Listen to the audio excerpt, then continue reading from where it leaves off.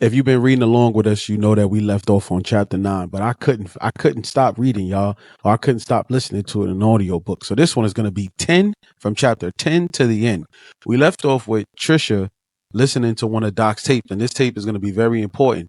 This one is coming from a female named Patricia, telling a story about how her and her friends and her fiance went to stay in the cabin for the weekend. Tragically, her friends was killed, her fiance was killed, and she was stabbed. She was the only one who made it out alive. Remember this story for when we talk about it. Then we get back to Doc, who we find out she works part-time at a clinic helping out people. And I thought that was dope of her, to give back to the community. But she's self-absorbing. She's like, they need me. She just feel like she's needed there and they need her. So she's doing them a favor by helping them out, which I guess it is. But she struck me as like self-absorbed. And at the hospital, at the part-time clinic, we meet Gloria and we meet Luke. Gloria is just that coworker that you just hate. She just spilling all your tea. She's telling Luke that she lives by herself. She don't have a security system. She don't have a man. Like, she needs all of these things. And Shorty is like, yo, why are you telling Luke all my business? So then we find out that the doc gets a text from EJ, right? And I'm like, why is he getting a text from EJ? Apparently, I thought he was cut off, but apparently not. He has this video because earlier the doc pulled in to the clinic and a dude in like a little red car came through and took her spot. The doc don't like that. So she slashed his tires, and I guess EJ had that recording. So he was started to using that to blackmail her into taking more sessions, because remember, I told you before, he got cut off. His mother wasn't giving him no more bread, giving Doc no more bread for the sessions. So this was his way of blackmailing Doc into getting more services, basically. So we flip back to Tricia, and she finally tells Ethan that she's pregnant. The big bad secret that she had was she was pregnant, and she finally tells Ethan, and the whole time she thinking he was going to be mad. Ethan was like, yo, I'm happy that you wanted, that you pregnant. Like, I didn't want to force it on you, but I've been wanted to have a baby, but I didn't want to push that on you like that. So she was like, cool, like, this is perfect. Like, I didn't think that you was going to go for it like this. He like, nah, I've been wanted to start a family. You know what I'm saying? Especially from where I come from. Tricia also explains that, he gets kind of defensive sometimes. Like when they got married, only 5 people came and none of them was family. So anytime she would push the button about family, he would get tight, get real dismissive, mad, because he don't never want to talk about family. We'll find out later on. So the doc now being so nervous from EJ because the doc is taking him on because he's blackmailing her. Now Ethan comes through. I said Ethan. EJ comes through one night and he's like, yo, doc, I messed up my leg. I need some oxy. You know what I'm saying? You could prescribe it for me. She like, yo, I'm not that type of doctor. I can't prescribe you medicine. He's like, come on, doc. You can prescribe it. 30 counts, 10 milligrams, 30 piece. Hit me with a 30 piece at 10. She like, no, I can't do it. He's like, come on, doc. You want them to find a video? Now that wouldn't be good for your career now, would it? Blackmailing her. So now she just tight. She got to get the prescription because she's about to come out with the book. She don't want to get caught up in those scandals. She want to look like Miss Goody Two Shoes. So while she's at the clinic, she just kind of falls into Luke's lap with this one. She asks Luke because Luke is that we find out that he's a hacker and he almost got in trouble back in the day for hacking into some systems or whatever the case may be. And she need his help. So Luke is like, yo, all right, I'll come through. I'll put the security system in for you. You should go get a company because they're going to do it better. She like, I don't want no company around my house or my property. I want you to help me. So Luke, he didn't want to, but he winds up helping her. He gets to the crib. He puts in all of everything that he needs to put in. He installs the system. She's thankful. She's like, thank you. So then they in the crib. She chilling. She telling him thank you, whatever. She kind of wanted to leave. He noticed that she got these recording tapes, and he's like, yo, you record your clients? He like, yo, why not go digital? Like, why not record them via video? It's better. She like, nah, because it's personable. They could come to my office. We could sit down and chat. So she like, all right. So you think I should go digital? You want to see what I do for a living? He like, all right, whatever. Like, I don't care. So they sitting on the couch. She kind of giving him the rundown of the story. She talking about his life. He getting a free session. So she doing her doctor thing. She get my son irritated when the situation with his wife come up, because we find out that his wife died in a car crash and he real sensitive about that. He don't like talking about that. So she kind of get him more antsy with that. But then they start flirting with each other. She like, all right, I'm not going to push it. You know what I'm saying? Like, I don't want to hit that. That's a sore spot. But then they start like kind of getting a little, freaky with it. She like, well, what about your love life? He like, I'm particular and into this one lady, but I don't know because she this, she that. And the doc knew that he was talking about her. So then she's like, well, what if the person feels the same way about you? Like almost they both talking in third person. And she's like, basically it ended like, what if I want to kiss this person? And she like, well, what if you do? And he like, I don't know because I don't know how she gonna take it. I ain't trying to go all the way out there and get slapped. She like, well, what if he want to? Then my son get up, kiss her, take her down. You know what I'm saying? They wake up the next morning. Doc is like, yo, I kind of want you to leave, but she don't know how to tell him. He started laughing like, yo, I get the picture. Like, I understand you want me to get up out of here. So it's no big deal. I got to go back into the city anyway. So don't worry about it. I'm going to get out your head. So this is where the story gets interesting. We know that we know that EJ's blackballing Doc, right? He popping up at the crib while Luke is there. Cause now her and Luke are going at it. Like they together, but they not together. So one night, EJ pops up at the crib and she's like, yo, I can't really take it no more. Like, he's like, yo, tell your friend to leave. I need my session now. So she like, no, I can't do that. She like, come back tomorrow. So she wound up just breaking down, telling Luke everything that happened, and she's like, yo, we got to get this video off of his phone. Luke is like, what's the video about? She like, I can't tell you, you know what I'm saying? Cause I don't want you to look at me different. He like, why not? She like, I just don't want to tell you, but I'd rather just get it out. So she basically like, yo, you know what? If you could do me this one favor, because again, we find out Luke is a hacker. So she want Luke to go inside son crib and basically like hack into his computer, his phone and all that and delete everything. I'm like, yo, and Luke explained like, yo, you're bugging. Like, I'm not about to do that. You're not about to send me on a dummy mission. But again, for the book's sake, he does it anyway after she pleads and begs with him. So he wound up, all right, I'll do it for you. And he like, all right, but how we gonna do it? So whole time she like, yo, I'ma just drug the dude. You know what I'm saying? I'm gonna keep him here. I'm gonna go in his pocket. I'm gonna give you the keys. You're gonna go to his apartment. You're gonna delete the video. And then we're gonna come back. We're gonna delete the video out of his phone. Then we're gonna drop my son off. We're gonna take him back to the city together. And we're gonna drop son off. And boom, we peeling out. So Luke like, yo, you're bugging. You want me to break into this man's crib? So, but he loved the doc. So he winds up doing it. You know what I'm saying? Mission complete. They take the video off the phone. They take the video off the computer. Luke winds up watching the video. Cause if I'm going to go through all this, I'm going to watch the video too. You telling me not to watch it. So Luke like, yo, that wasn't even that big of a deal. You could have just dealt with it. You know what I'm saying? You could have moved on, but she like, no, because I don't want my career to be ruined, but I'm thankful that you did that for me. You just earned me more brownie points. Oh yeah. Side note, they take EJ back to the crib, right? When they take him back to the crib, I don't know if y'all ever seen House Party where they drop son off. He drunk. They drop him off in front of his door and then he peel out. That's what they did with son. They took EJ home and they dropped my son in front of the door and took off. That just gave me that memory of what happened that day. So they break away from EJ. We don't hear from EJ for a couple months, right? Everything is going good with Trish. They just chilling at the crib. We cut back to Doc. Now it's like 4 months later. They had dinner. She get another video. And I'm like, yo, what the hell? You knew EJ wasn't going to go through that bad. Whole time, son had the recording of Luke and Doc breaking it, of Luke breaking into the crib. So now he like, yo, I'm about to ruin Luke's career unless you let me clap those cheeks. I'm like, yo, EJ is wild. F it. He going for the money gram. He like, I see the way you look at me, Doc. And she already classified him as a self-absorbent narcissist who doesn't take responsibility. He wants to live off his parents' bread, so, and he basically want to just be broke, not broke, but he want to be rich and just live that flyboy life and not do nothing for the rest of his life. He feel like his parents or his mom should just give him all the bread that he need. So basically he got that junk. So he like, yo, Doc, let me hit one time. You know what I'm saying? Let me clap those yams and I'll get about your way, right? Just one time. And nobody won't never see the video unless you want your boy Luke life ruined. She like, I'm going to get back to you. Like, I can't just let son, you know what I'm saying, take the fall like that. So she kind of contemplating it. And then she come up with something else. She like, yo, I'm about to just punish this dude. I'm about to take him all the way out. Like she in that mode where I'm about to let son clap. I'm going to kill his ass. So then she go to Luke with the joint. They had dinner and she like, yo, son got the video of you going into his crib. So Luke like, yo, I did that for you. Like, now you got me hemmed up. He like, yo, let's just go public with it. Like, let him do the video. We'll explain our side. Move on. She like, nah, Luke, I can't have that because then everything is going to get traced back to me.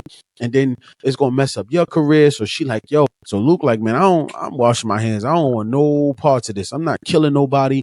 Worst come to worst, like, I'll just take the repercussions. Doc like, nah, I'm not doing that. I'm going to get him gone. So they kind of had that little splat. They kind of seemed to break things off for a little bit. And then he kind of go her way, she go her. So then we go back to Tricia. Whole time, she found a sleeping bag upstairs that was like literally not, no dust was on it. It was like somebody was there. She tries to tell Ethan, but Ethan's like, yo, maybe it was just there. Maybe something was over it. And, you know, every addict has a sleeping bag. She like, yo, who would have a sleeping bag up here? And it's dusty. Like, it's not dusty. So somebody's here. Boom, they hear a loud crash upstairs. Ethan like, yo, nah, that's when you kind of realize, yo, somebody else is in the crib. They run back to Ethan run to go and get a knife. Whole time to get the perpetrator. Whole time is Luke. It'll make sense in a second. Give me a second. Let me get there. They tie Luke up, of course. They kind of giving him like the rundown, like, yo, ain't you Tricia? No, like, ain't you the doc's boyfriend? Like, why are you here? He like, yo, he explains to them, like, after the doc died, she disappeared, I couldn't find no work because they basically blamed everything on me. So I just this the only place I really know. And I knew it was abandoned. I ain't got no friends, no family. They disown me. Everybody think I did it, even though I was found, not having nothing to do with it. But I still lost everything in the process. So I've been kind of squatting here for the moment, you know what I'm saying, till I get myself back together. So then we go back to Doc, right? And then the initials was PL. It was PL. Now it's going to make sense, right? So Doc goes back to a recording of PL, and she cons to call a girl, and she's like, yo, I know nobody killed your friends in the cabin. I know it was you, Patricia. And she like, what you mean, Doc? Like, cause the shorty was telling the Doc. Side note, Patricia was the one who gave the painting to the Doc. Patricia gave that painting to the Doc. So then we find out who gave her the jump. Cause she gave it to her as a like, yo, thank you, Doc. I'm over it. I'm about to move back into the city. You know what I'm saying? Like, my life is back together. I'm over it. Because they was having sessions before where she was like, somebody following me. Like, I can't get this dude out of my head. I be thinking like I'm paranoid. She's paranoid from the events of that night. And she thinks Son is going to wind up coming back to finish the job between her and Doc recordings. But Doc already realized his lapses in her story. So down that night, Doc is about to use her, blackmail her, because she finally confronts her like, yo, Doc is thinking like, I need a killer on my side. Who else but Patricia? Because Doc tells her again, nobody killed your man. You killed your man. You killed your best friends. You got away with it. But I seen the lapses in your story. I can't say nothing about it, but I need your help on one thing. And Patricia's like, no, it wasn't me. So Patricia finally comes clean like, yeah, she deserved it. She was sleeping with my husband, or my soon-to-be husband. She was sleeping with my fiance, and I had to get out of there because they was sleeping right with each other right under my noses. And we come to find out Patricia is a killing machine. So that was kind of like the first twist of the book, right? We found out Patricia was that really killed her friends and her fiance. So now we get back to the Doc and Patricia having this conversation. Because remember, Luke dipped out because he ain't want no parts of taking EJ out, right? So now she like, I could use this girl because she's a real stone cold killer. Like, if she could do all that, she could do me this one favor. So she had Patricia go and meet EJ at the casino. They brought him back to the crib and she drugged him, right? And I'm like, this dude keep getting drugged. He done got drugged twice. Like, you don't realize, like, it's just not a coincidence that a girl gonna come up to you at a casino, right? So he get drugged. She duct tape him. Patricia duct tapes him, bring him back to the Doc, right? So when she bring him back to the Doc, I'm just in my mind, I'm like, yo, Freida, you got me. So the whole time I'm like, it's not Ethan, right? Because how could Ethan be alive if this dude wasn't him? We find out dude named EJ, Edward Jameson. So it was not Ethan. So now I'm like, okay, Ethan off the hook for that. You know what I'm saying? He just a weird dude, right? So we get back to Patricia dropping him off at the Doc crib. The Doc like, yo, I got it from here. You can go ahead about your business. I'll take care of it. And Patricia like, no, what are you going to do? Like, she's so antsy because she liked this killing stuff. She loved this killing stuff. So after Trish leave, the Doc like, yo, I'm about to just kill this dude. When she winds up killing Edward, and bury him under the floorboard with the hollow ground. So then we cut back to Patricia. Patricia knew that Doc killed old boy because Patricia's so like antsy with it. She checked, which understandable. She always say like, I don't know, because it revert back to if the killing revert back to you, you're gonna mess me up because I was the last one seen with him. So she couldn't get over it. She was checking his Facebook, she was checking all his social media, and then when it was announced that he had disappeared and he wasn't found, that's when the obsession kicked in. So then we revert back to Doc because it's going back and forth of who's speaking. So then we go back to Doc, and she had this like stench smell in her crib. Obviously, you got a dead body in your crib is gonna smell.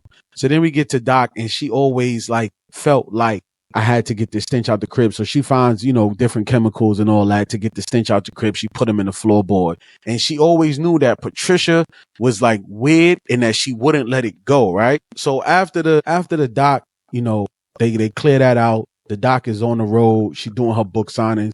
Now it's like a week after the book. And remember, they said the Doc disappeared a week after her book came out.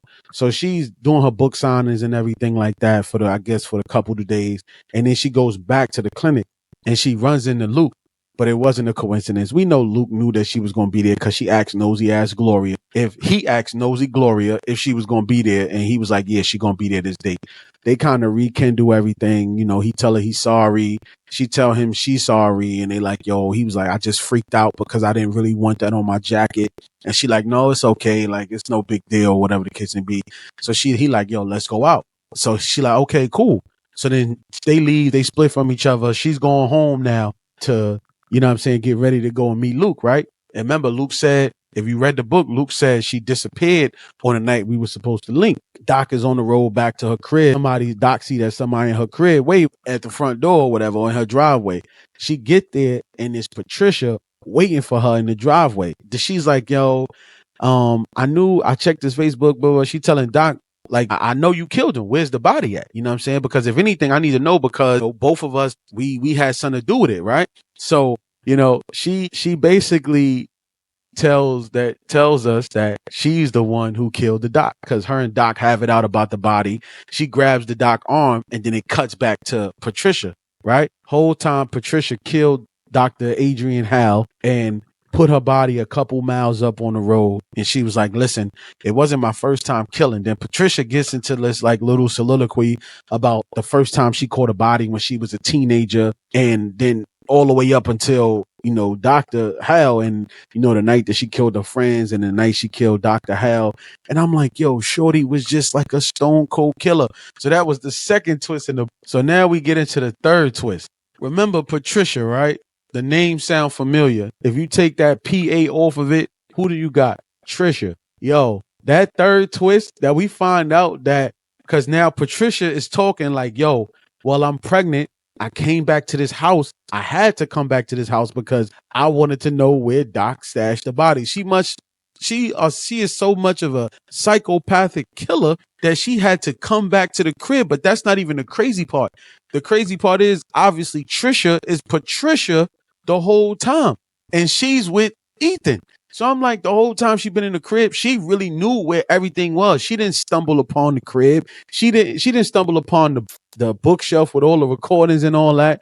Like, she planned it. So it was never a coincidence that the night that they came there and they found the keys under the board, those was Doc keys that Shorty had the whole time. From the night of that she killed Dr. Adrian, she already had the keys. So it wasn't no extra keys. And they never even told Judy that they was going up there. She just fronted to Ethan like she did. But that's not even the craziest thing about that. Remember the older lady who kept saying like her son was going to kill her? And she didn't know, like she just was paranoid that her son was going to kill her.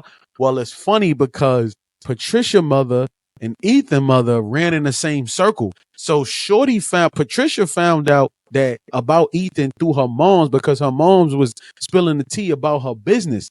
Come to find out, one night Ethan and his moms was getting into it because his moms used to chastise him after his father died. She was just on him about being a bum, stealing. And he said after a while he started stealing from her because she was accusing him. So he like, I might as well do it anyway because in the beginning he wasn't doing it.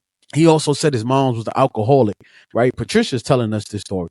Like his mom's was, well, he's telling it now. His mom's was the alcoholic and that he had like, well, let me go back because Patricia confronted him about killing his mother, right? And she was like, yo, you killed your mother. I know you killed your mother. You might as well just go ahead and tell me. So basically she started telling him what happened.